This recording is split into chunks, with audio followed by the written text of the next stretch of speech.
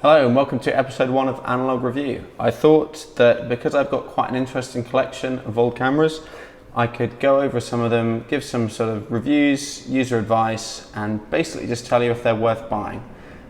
Film cameras are coming back, there's a lot of them on the market, but they're not all equal. This one I'm starting with is my own Leica M6. It's my favorite camera and it's definitely one of the better film cameras out there.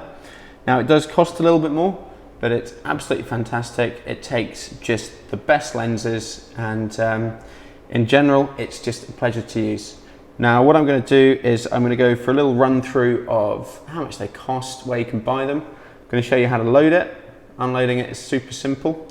And what can it do? What does it need? Does it need batteries? Does it need a light meter? All that stuff. Let's get straight into it.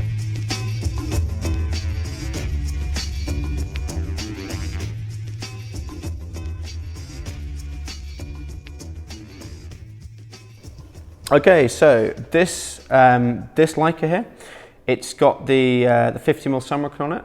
Now this is a really classic combo. I think that most people get a 50mm as their first Leica lens.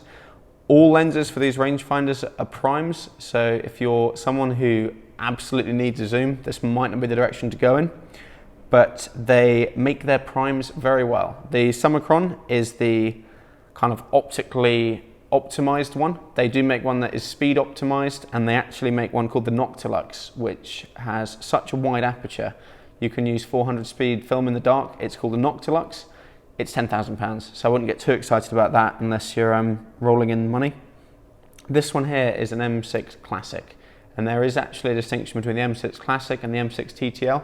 The later TTLs were better with flash, but they're a little bit bigger, and they cost a bit more. So I would recommend, if you're looking for a first Leica, to go for this one. It's the first proper Leica to have a light meter in it, and these were made from 1984 all the way up to 1998. So there are a fair few around.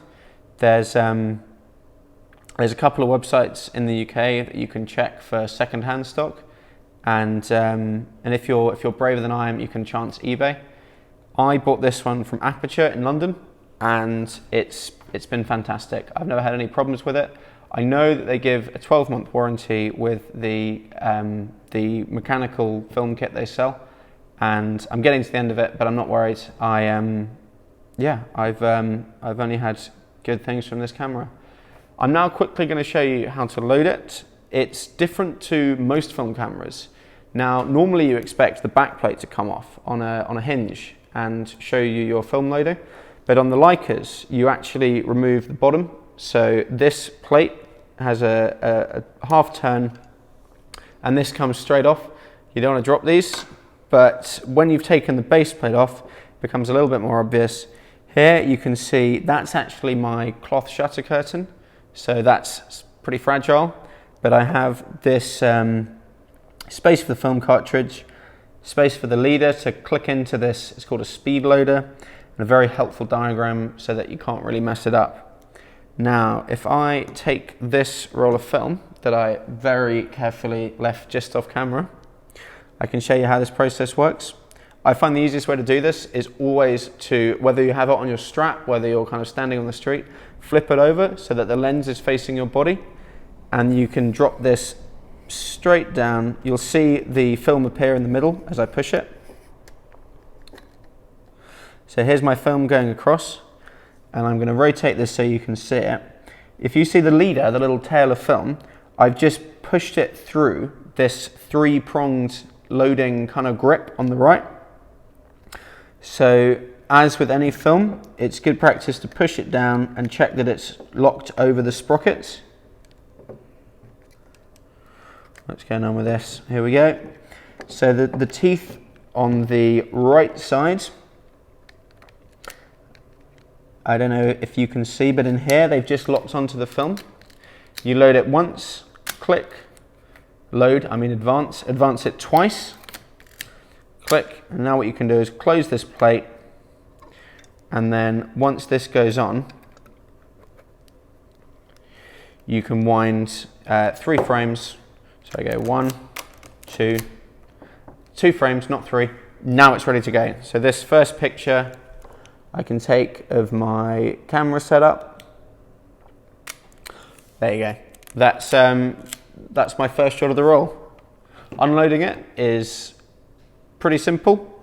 What you do is you press this switch down, and it's actually good practice to leave this switch in its sort of rightward position by just keeping your finger there. If by any mechanism it will, if it clicks back up to vertical whilst you're winding it, you'll actually have no slack and you'll be pulling against the gearing, which isn't good for the camera. So you push it over to the right, just leave a little bit of tension on it with your finger, and then you just wind this sort of rewind knob. Now I haven't shot this whole roll, I'm just rewinding it to demonstrate to you guys how to do it. So I didn't wind it fully into its cassette, but I did make sure that I left this bit out so that I can load this later. In fact, as soon as I turn this camera off, this is probably going to go in here for my next pictures. Now, these cameras do have a few competitors. It's not just Leica making rangefinders, but they're seen as like the best, the ones you want to go for. The lens mount that Leica uses is called the M mount. You can see where I got its name. And there are 2 other manufacturers that make lenses for the M mount. The first is Zeiss, and they make ZM lenses. I'm actually using a ZM lens to film this camera right now. This one's a Nikon, I don't know if you can see.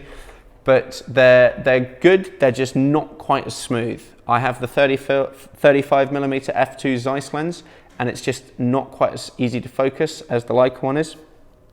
This one's a 50 Summicron. It's the only Leica branded lens I own. And yeah, it's great. It's just very expensive. The Zeiss camera is called a Zeiss Icon, and they're kind of strange. They have certain advantages if you like to use wider focal lengths. So if you wanted to use, say, a 21 or a 28mm, maybe you could look at the Zeiss. But yeah, if you're going to go above 35, the Leicas are better. The other alternative to both lenses and camera bodies are Voigtlanders, and they are, some people bash their lenses because they're cheaper, and they say, oh, you're spending £1,000 on a film camera, what's the point of putting a £300 lens on it, because the body just holds the film, it's the lens that gives it that kind of look, that character. Now, I've seen some fantastic shots from the Voigtlander 35 color Scopar, and also they make a 35 1.2, which is the fastest 35mm lens for rangefinders in the world. So that has a very sort of different look and feel to it.